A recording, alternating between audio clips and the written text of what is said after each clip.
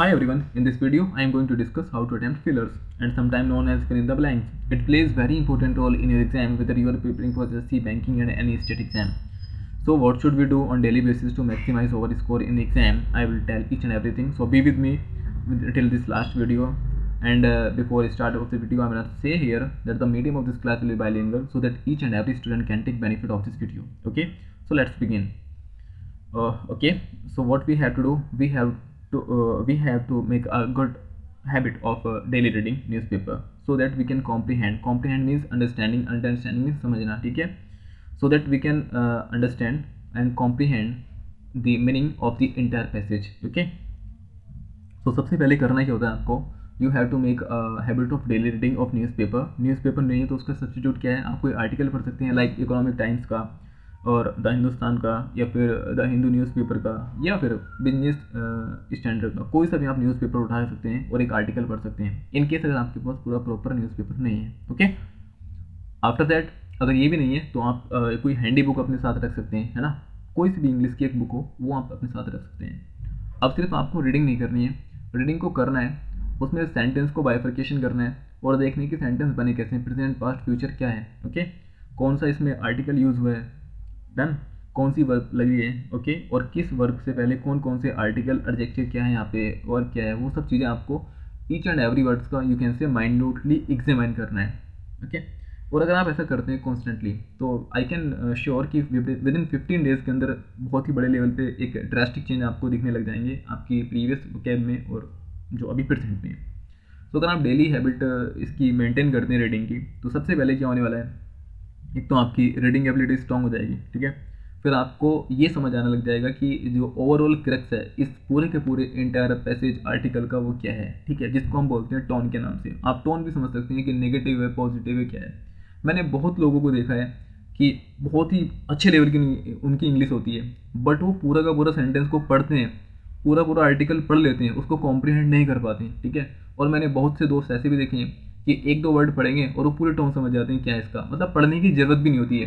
बात समझ रहे हैं, इंग्लिश में भले ही लिखा है, ऐसे करके देखते हैं ना, भले ही इंग्लिश में लिखा हुआ है ये सब कुछ, जैसे यहाँ पे डिस्प्ले आपको शो हो रहा होगा, ये भले ही सब कुछ इंग्लिश में लिखा हुआ है, ठीक है, लेकिन उनको एक एक वर्ड मतलब ऐसे ही समझ में आ जाता है. रीज़न बीइंग कि उनकी रीडिंग एबिलिटी अच्छी होती है और प्लस साथ ही साथ उनको ना किस वर्ड की क्या टोन है, नेगेटिव पॉजिटिव ये सब पता होता है, तो ये आपको ही पता लग जाएगा. प्लस अगर आपकी रीडिंग एबिलिटी स्ट्रांग होती है तो आपका कॉम्प्रीहेंशन लेवल अच्छा हो जाएगा. और जब आपका ये कॉम्प्रीहेंशन लेवल अच्छा होता है तो एग्जाम में एक सेगमेंट आता है जिसको हम बोलते हैं आरसी के नाम से, रीडिंग कॉम्प्रीहेंशन, ठीक है. वहाँ पे बड़े बड़े पैसेज आपको दिए जाते हैं, फिर नीचे उसके क्वेश्चन होते हैं, सो वो भी अगेन आपकी अंडरस्टैंडिंग बेस्ड होता है. तो अगर आप डेली रीडिंग करते हैं तो वहाँ से भी आप अच्छे मार्क्स गेन कर सकते हैं. ओके, अगेन फिलर्स में क्या होता है, इसमें भी कोई कुछ बहुत बड़ा रॉकेट साइंस नहीं होता है, होता यही है कि एक आर्टिकल पूरा का पूरा आर्टिकल दिया जाता है, उसके अंदर से कुछ वर्ड्स पर्टिकुलर वर्ड्स को वहाँ से वो क्या करते हैं, एलिमिनेट करते हैं और वो देखना चाहते हैं कि क्या बच्चे की या एस्पिरेंट की वो नॉलेज, वो कॉम्प्रीहेंशन, वो अंडरस्टैंडिंग है कि ये पता सके कि कौन कौन से वर्ड यहाँ पे आने वाले हैं, ठीक है. ये होता है अपना जो हम बोलते हैं फिल इन द ब्लैंक्स के नाम से, ठीक है. होता क्या है, अगेन मैंने बताया आपको कि कुछ सिलेक्ट वर्ड को वहाँ से हटा लेते हैं और नीचे 4 ऑप्शन देते हैं और वो देखना चाहते हैं कि क्या ये इसको अटेम्प्ट कर सकता है, ठीक है. सो चलिए, एक छोटा सा कॉम्प्रीहेंशन है. और हाँ, एक चीज़ मैं आपको बता दूँ, ये इसका जो डिफ़िकल्टी लेवल है वो वेरी करता है exam to exam. Suppose that if you are aiming for SSC exam तो इसी लेवल का वहाँ पे आरसी आता है मैक्सिमम, इससे ज़्यादा नहीं आता. वहीं पे अगर आप बैंकिंग लेवल की प्रिपरेशन कर रहे हैं तो ये थोड़ा सा कुछ डिफ़िकल्टी लेवल वहाँ पे देखने को आपको मिल सकता है, वो थोड़ा सा हाई होता है compare to other exam. Okay, तो चलिए यहाँ पे अगर हम देखते हैं तो इसको हम स्टार्ट करते हैं कैसे कैसे हम इसको अटेम्प्ट कर सकते हैं. ये बेसिकली एक तरह की स्टोरी है. तो स्टोरी पिकअप की गई है, an old man lived in the village. तो ये तो सभी को पता है, बहुत साइंस, बहुत सिंपल है. अगर हम इसको सिंपल देखें, एन यहाँ पे आ रखा है, एन क्या अपने आप में आर्टिकल है, ठीक है. आर्टिकल क्यों आ रखा है, क्योंकि ओल्ड मैन का अगर हम फर्स्ट वर्ड देखते हैं ओ, ठीक है, स्टार्टिंग वर्ड, ये क्या है, वोवेल है. 5 वोवेल आते हैं, ए ई आई ओ यू, उनके पहले वोवेल के पहले एन लगता है तो एन आर्टिकल हो गया, ठीक है. मैं अगर सिंपल लिखता हूँ old man, the old man, तो पता नहीं कौन था, लेकिन इसके पहले जब ये लग गया ना आर्टिकल तो स्पेसिफिक हो गया कि हाँ किसी किसी इंसान की बात की जा रही है, ठीक है. An old man lived, lived की अगर हम बात करते हैं तो वर्ब की 3 फॉर्म होती हैं, ठीक है. फर्स्ट, सेकंड एंड थर्ड, मतलब प्रेजेंट, पास्ट एंड परफेक्ट के नाम से आप जानते हैं. तो ये पास्ट है, ईडी लगा है, सेकंड फॉर्म है. इन दी विलेज, किसी गांव में एक बूढ़ा आदमी रहता था, ये इसका मीनिंग है। लेकिन विलेज के पहले यहाँ पे दा लगा हुआ है तो कोई स्पेसिफिक विलेज है, ठीक है, और इन भी लगा हुआ है, इन द विलेज, ठीक है। दो वर्ड आपने सुने होंगे लाइक जैसे इन या एट, क्या लगाएं। हिंदी में बड़ा सिंपल सा आंसर होता है कि इसका मतलब होता है मैं, है ना। जैसे आई लिव इन दिल्ली, मैं दिल्ली में रहता हूँ, ठीक है, ओके। फिर दूसरा होता है वेयर, कोई पूछे कहाँ, दिल्ली में कहाँ, तो क्या बोलोगे, इन लक्ष्मी नगर, नहीं। एक्चुअली जो बड़े लेवल की यूनिट होती हैं, ठीक है, 1 सेकेंड, यस, एक्चुअली जो बड़े लेवल के एरिया होते हैं, लाइक जैसे मैं कहूँ आई लिव इन इंडिया, मैं इंडिया में रहता हूँ। अच्छा, इंडिया में कहाँ रहते हैं, मैं कहूँ मैं दिल्ली रहता हूँ, I live in India at Delhi, फिर ऐसा हो जाएगा। मैं कहूँ मैं दिल्ली में रहता हूँ, तो I live in Delhi, Delhi में कहाँ पे, एट लक्ष्मी नगर, डन। तो किसी विलेज की बात हुई है, विलेज ये पूरा का पूरा अपने आप में काफ़ी बड़ी यूनिट होगा, तो इसके लिए यहाँ पे इन्होंने इन लगाया है, गॉट इट। नेक्स्ट है ही वॉज। अब ये ही किसके लिए यूज़ हुआ है, ये ही यूज़ हुआ है, यहाँ पे कोई वर्ड एरो दिख रहा है क्या, 1 सेकेंड प्लीज़। अब ये जो ही यूज़ हुआ है ना, यहाँ से अगर आप इस ही को देखते हैं, सो बेसिकली ये यूज़ हुआ है इस ओल्ड मैन के लिए, ठीक है, जिसको आप जानते हैं प्रोनाउन के लिए, क्योंकि यहाँ पे ओल्ड मैन का इंट्रोडक्शन हो गया। अगेन बार बार इस रिपीटेशन को अवॉइड करने के लिए हम प्रोनाउन का यूज़ करते हैं, ठीक है। तो to avoid the repetition of the same word we use pronoun, तो यहाँ पे ही का यूज़ हुआ है। अब देखो यहाँ पे आया वॉज, वॉज क्यों है, क्योंकि जो फर्स्ट सेंटेंस है ना वो भी पास्ट में है, तो जब ये पास्ट में है तो इसका जो नेक्स्ट सेंटेंस वही बच्चे पास्ट में होगा, ऐसा नहीं होगा कि अलग हो जाएगा। He was one of the, ठीक है। अब वन ऑफ दी के साथ क्या आने वाला है, फर्स्ट में यहाँ पे अगर हम देखते हैं तो मैक्सिमम आएगा, अटमोस्ट आएगा, मोस्ट आएगा, फिर मेन आएगा। तो he was one of the, one of the का मतलब क्या होता है कि बहुत सारे लोग हैं और इसमें से किसी एक की बात की गई, कि गांव में बहुत सारे लोग हैं और उसमें से किसी एक की बात की गई है, ठीक है। और जब किसी एक की बात की जाती है ना, तो उसके लिए आप क्या लगाते हैं, सुपरलेटिव डिग्री। कौन सी बच्चे, सुपरलेटिव। जैसे आपने सुना होगा 3 तरह की डिग्री होती है, डिग्री ऑफ कंपेरिजन जिसको हम बोलते हैं, वो 3 तरह के होते हैं। जैसे पॉजिटिव, जहाँ पे किसी का कोई कंपेरिजन नहीं होता है, अपने आप से बात होती है। फिर दूसरा कॉम्परेटिव, 2 की तुलना उसमें हम करते हैं, ठीक है। फिर होता है सुपरलेटिव, जैसे मैं कहूँ ये क्लास में सबसे बढ़िया बच्चा है, ठीक है, तो उसके लिए हम सुपरलेटिव डिग्री यूज़ करते हैं। तो गांव में तो यहाँ पे बहुत सारे लोग थे, बट किसी एक की बात की जा रही, he was one of the, है ना। कैसा था वो, अनफॉर्चुनेट, नेगेटिव, अनटोन यहाँ पे लगी हुई है। फॉर्चुनेट अपने आप में पॉजिटिव होता है, हाउ फॉर्चुनेट यू आर, भाई कितने भाग्यशाली हैं आप कि आपको इस पर्टिकुलर कंपनी में काम करने का यू कैन से अपॉर्चुनिटी मिली है ना। तो फॉर्चुनेट होता है। और अगर किसी के साथ सपोज दैट कोई मिस हैपनिंग होती है तो आप बोलते हैं हाउ अनफॉर्चुनेट, भाई कितने दुख की बात है, ठीक है। तो ये अन अपने आप में अगेन क्या है, नेगेटिव टोन रिप्रेजेंट करता है। तो यहाँ पे अगर हम देखें he was one of the, superlative आने वाला है। सुपरलेटिव के अगर साथ हम देखते हैं मेन, ये नहीं आने वाला, मोस्ट ये देखते हैं अभी, अटमोस्ट और मैक्सिमम, ठीक है। तो इसके लिए यहाँ पे जो आने वाला है वो होगा आपका मोस्ट, मोर एंड मोस्ट, ठीक है। मोर क्या है, कंपैरेटिव डिग्री, एंड मोस्ट क्या है, सुपरलेटिव। सो इसका आंसर 1 का यहाँ से मिल गया, ओके। तो आई होप ये यहाँ तक आपको क्लियर होगा। 1 सेकेंड, ये चीज़ें कुछ हटा देता हूँ मैं, बहुत ज़्यादा ऑड हो गई हैं। फिर सेकंड यहाँ हम इसका आगे चलते हैं। इन द वर्ल्ड, पूरी दुनिया में बात की गई है। An old man live in the village, एक ओल्ड मैन गाँव में रहता था, बहुत ही ज़्यादा अनफॉर्चुनेट था, ओके, पूरी की पूरी दुनिया में। काम खत्म, नेक्स्ट चलते हैं। द होल विलेज, पूरा का पूरा गांव क्या था, वॉज, देखो अगेन स्टोरी पूरी की पूरी पास्ट में चल रही है, यहाँ भी पास्ट, यहाँ भी पास्ट एंड यहाँ पास्ट। सो पूरा का पूरा गांव क्या था, उससे टायर्ड, परेशान था, दुखी था, टायर्ड हिम, है ना।